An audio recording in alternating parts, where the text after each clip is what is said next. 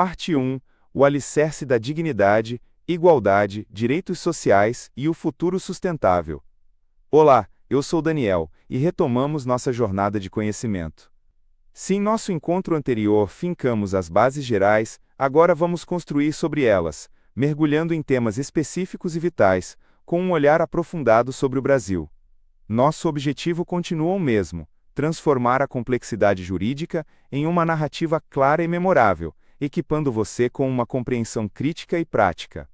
Nesta primeira parte, vamos explorar o princípio que sustenta todo o edifício dos direitos humanos, a igualdade e a não discriminação.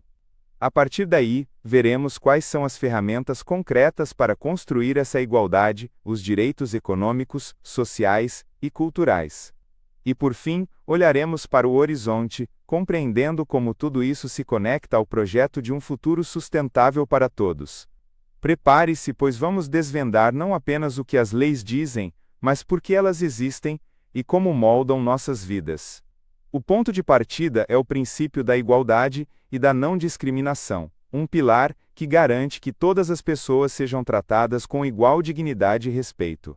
A Declaração Universal dos Direitos Humanos, em seu artigo 1º, já nos ensina: todos nascemos livres e iguais em dignidade e direitos. Mas aqui, precisamos ir além do óbvio. Igualdade não é tratar todos da mesma forma o tempo todo. É garantir as mesmas oportunidades e o mesmo ponto de partida. Já a não discriminação é a proibição de qualquer tratamento desfavorável baseado em características como raça, gênero ou religião. Pense em uma corrida. A igualdade é garantir que todos possam competir. A não discriminação é proibir que um corredor seja impedido de participar por causa da cor de seus sapatos. E a discriminação pode ser direta, como uma placa que diz "não contratamos mulheres", ou indireta, muito mais sutil. Imagine um concurso para bombeiros que exige uma altura mínima de 1,80 m, sem que essa altura seja de fato essencial para a função. Essa regra, aparentemente neutra, irá excluir desproporcionalmente as mulheres, sendo uma forma de discriminação indireta. É contra essas barreiras, visíveis e invisíveis, que este princípio luta. Para que a igualdade seja real, precisamos dos direitos econômicos, sociais e culturais, os chamados DESC. Eles são os tijolos da dignidade. Incluem o direito a um trabalho justo, à saúde, à educação, à moradia. São interdependentes como um corpo humano. A falta do direito à educação compromete o direito a um bom trabalho. O Pacto Internacional sobre Direitos Econômicos, Sociais e Culturais, de 1966, é o grande tratado que detalha essas garantias. Ele transforma a promessa da Declaração em obrigações legais para os Estados. No Brasil, o Sistema Único de Saúde, o SUS, é um exemplo monumental da concretização do direito à saúde, embora enfrente imensos desafios. Da mesma forma, as políticas de acesso à universidade buscam efetivar o direito à educação. Essa busca por dignidade nos leva a um plano ainda maior: o desenvolvimento sustentável. Esse conceito, baseado na justiça social e na equidade entre as gerações, reconhece os direitos humanos como seu pilar central. A Conferência das Nações Unidas Rio 92 foi um marco, e hoje temos os 17 Objetivos de Desenvolvimento Sustentável, os ODS. Eles são um plano de ação global para erradicar a pobreza, proteger o planeta e garantir a paz. Cada objetivo, seja sobre fome zero, educação de qualidade ou cidades sustentáveis, depende diretamente da efetivação dos direitos humanos. Assim, o princípio da igualdade deságua nos direitos sociais, que por sua vez formam a base para um futuro sustentável. É um fluxo contínuo e integrado.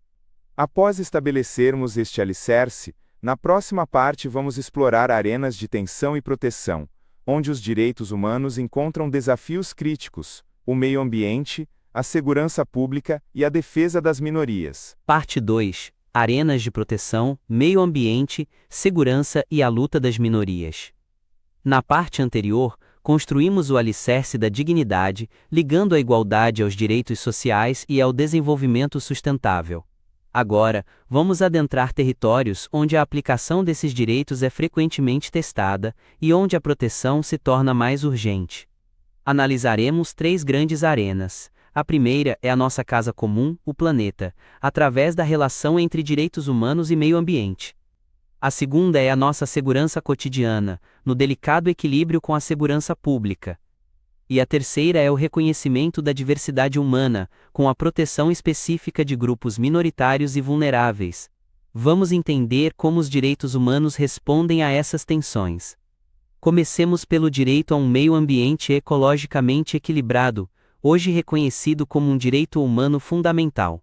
A degradação ambiental não é um problema abstrato, ela tem vítimas com nome e endereço. Poluição do ar e da água, desmatamento e mudanças climáticas afetam diretamente nosso direito à vida, à saúde e à alimentação. A conexão é tão profunda que falamos em justiça ambiental, um princípio que busca garantir equidade na distribuição dos benefícios e dos ônus ambientais.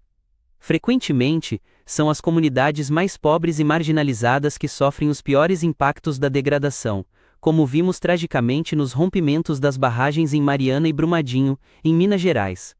Ali, a violação do direito ao meio ambiente seguro resultou na violação massiva do direito à vida, à moradia, ao trabalho e à saúde de milhares de pessoas, um exemplo doloroso dessa interdependência. Da proteção do ambiente externo passamos para a proteção da vida em sociedade, na complexa relação entre direitos humanos e segurança pública. A busca por segurança é legítima, mas em uma democracia ela não pode ser feita a qualquer custo. O objetivo não é apenas reprimir o crime, mas promover a justiça social e prevenir a violência. Práticas como o uso excessivo da força, a violência policial e a discriminação minam a confiança da sociedade nas instituições. Por isso, a importância de mecanismos de controle externo da polícia, como ouvidorias e investigações independentes, e de políticas que ataquem as causas da violência, como a desigualdade e a falta de oportunidades. As ações de segurança devem seguir os princípios da legalidade, da necessidade e, crucialmente, da proporcionalidade. A decisão do Supremo Tribunal Federal na arguição de descumprimento de Preceito Fundamental 635, que ficou conhecida como a DPF das favelas, é um marco. Ela restringiu operações policiais em comunidades do Rio de Janeiro durante a pandemia, buscando proteger a vida e a saúde dos moradores, um exemplo claro do esforço de equilibrar segurança e direitos fundamentais. Aprofundando nosso olhar sobre proteção, chegamos aos direitos das minorias e dos grupos vulneráveis. É importante entender que minoria não se refere apenas a uma questão numérica, mas a uma posição de vulnerabilidade e discriminação histórica. Grupos como indígenas, quilombolas, pessoas LGBTQIA+, pessoas com deficiência e refugiados enfrentam barreiras sistemáticas. A proteção de seus direitos exige mais do que a simples não discriminação, exige ações afirmativas e políticas de inclusão. O conceito de interseccionalidade, desenvolvido por Kimberlé Crenshaw, é fundamental aqui. Ele nos mostra que as vulnerabilidades se sobrepõem. Uma mulher negra com deficiência, por exemplo, não enfrenta 3 tipos separados de discriminação, mas uma forma única e complexa de exclusão, que resulta da interação desses fatores. No Brasil, a decisão do Supremo Tribunal Federal de equiparar a homofobia e a transfobia ao crime de racismo foi um passo histórico na proteção desses grupos. Dominadas essas arenas de proteção, na próxima parte faremos uma imersão na jornada particular do Brasil, traçando a evolução histórica dos direitos humanos em nosso país, até a promulgação da nossa mais importante ferramenta de garantia, a Constituição Cidadã de 1988. Parte 3. A Jornada Brasileira, das Cicatrizes Históricas à Constituição Cidadã. Vimos como os direitos humanos operam em arenas críticas de proteção como o meio ambiente, a segurança e a defesa de minorias. Agora, vamos focar nossa lente exclusivamente no Brasil. Para entender os desafios de hoje, precisamos compreender a jornada de ontem. Esta parte é dedicada ao percurso histórico dos direitos humanos em nosso país, uma trajetória marcada por profundas contradições, lutas e, finalmente, conquistas que culminaram em nosso principal pacto social, a Constituição Federal de 1988. Começamos pelo período colonial, onde as sementes da desigualdade que combatemos até hoje foram plantadas. A exploração de recursos naturais e, sobretudo, a brutalidade da escravidão, que perdurou por mais de 3 séculos, legaram uma herança de exclusão e violência que impacta milhões de brasileiros. A abolição da escravatura, em 1888, foi um marco legal indispensável, mas não veio acompanhada de políticas de inclusão. Ela não superou as estruturas de poder e discriminação, jogando a população negra recém-liberta à própria sorte e perpetuando desigualdades profundas. Imagine uma grande fratura que nunca foi devidamente tratada. Ela deixa sequelas que afetam todo o corpo social. O século XX foi um campo de batalhas pela cidadania. Tivemos avanços importantes, como a Constituição de 1934, que introduziu direitos sociais, e a criação do Ministério do Trabalho, que começou a construir um arcabouço de proteção para os trabalhadores. Foram passos tímidos, mas que representaram a lenta construção da ideia de que o Estado tem deveres para com seus cidadãos. No entanto, essa trajetória foi violentamente interrompida pela ditadura militar, de 1964 a 1985. Esse regime de exceção violou sistematicamente os direitos humanos. A liberdade de expressão foi censurada, o direito à vida e à integridade física foi atacado por meio de tortura, assassinatos e desaparecimentos forçados. Foram anos de chumbo que deixaram cicatrizes profundas na memória nacional e um legado de desconfiança nas instituições. A luta pela redemocratização foi um movimento que nos tirou dessa escuridão. E o resultado mais luminoso dessa luta foi a promulgação da Constituição Federal de 1988, apelidada com justiça de Constituição Cidadã, por Ulisses Guimarães. Ela não é apenas uma lei, é um projeto de nação. Ela representa a mais ampla e profunda afirmação dos direitos humanos em nossa história. Seu pilar é a dignidade da pessoa humana, estabelecida como fundamento da República. O caráter inovador da nossa Constituição está em diversos pontos. Ela não apenas consagrou um extenso catálogo de direitos individuais, como a liberdade e a igualdade, mas também elevou os direitos sociais, saúde, educação, moradia, trabalho à categoria de direitos fundamentais, reconhecendo sua interdependência. Além disso, ela foi permeável aos avanços internacionais, incorporando princípios de tratados globais de direitos humanos e estabelecendo que os tratados sobre o tema, quando aprovados com quórum especial, têm o mesmo peso de uma emenda constitucional. A Constituição Cidadã é, portanto, a nossa bússola. Ela reconhece a diversidade do povo brasileiro, garantindo proteção específica a grupos vulneráveis, e estabelece os mecanismos para que esses direitos saiam do papel. Com essa poderosa ferramenta em mãos, nossa próxima parte irá explorar exatamente isso, a maquinaria do Estado e da sociedade, para implementar e monitorar esses direitos, analisando o papel das políticas públicas e das instituições de controle. Parte 4. A maquinaria da cidadania, políticas públicas, instituições e o olhar da sociedade civil. Na parte anterior, percorremos a longa e tortuosa jornada histórica dos direitos humanos no Brasil, que culminou na promessa de um novo futuro com a Constituição Cidadã de 1988. Agora, vamos investigar como essa promessa constitucional busca se transformar em realidade. Como os direitos, tão bem descritos no papel, chegam à vida das pessoas. Esta parte é dedicada a desvendar a maquinaria da cidadania. As políticas públicas que servem de veículos para os direitos, as instituições estatais que funcionam como seus guardiões e o papel insubstituível da sociedade civil como fiscal e motor desse processo. A forma primária de efetivação dos direitos é por meio de políticas públicas eficazes. Pense nelas como sistemas de irrigação que levam a água dos direitos a todos os cantos da sociedade. Na área da saúde, o Sistema Único de Saúde, o SUS, é a política pública que materializa o direito fundamental à saúde, oferecendo acesso universal e gratuito, um modelo reconhecido mundialmente. Na educação, políticas como o Fundeb, o Fundo de Manutenção e Desenvolvimento da Educação Básica, buscam garantir financiamento para uma educação de qualidade para todos. Na segurança pública, o desafio é criar políticas que combatam a violência com respeito aos direitos, focando na prevenção e na inteligência. Para o trabalho, buscam-se políticas de promoção de condições dignas e de combate à exploração. E para a moradia, programas habitacionais tentam concretizar o direito a um teto seguro. Todas essas políticas devem ser baseadas em princípios de justiça social, igualdade e participação popular. O Estado tem a responsabilidade primária de garantir tudo isso. Mas quem garante que o Estado cumprirá seu papel? Para isso, a própria Constituição criou um sistema de freios e contrapesos, com instituições que funcionam como mecanismos de monitoramento e implementação. O Poder Judiciário é o guardião final da Constituição, com o papel de proteger os direitos por meio de suas decisões. O Ministério Público funciona como um fiscal da lei e da sociedade, com o poder de investigar violações e propor ações para garantir o cumprimento dos direitos.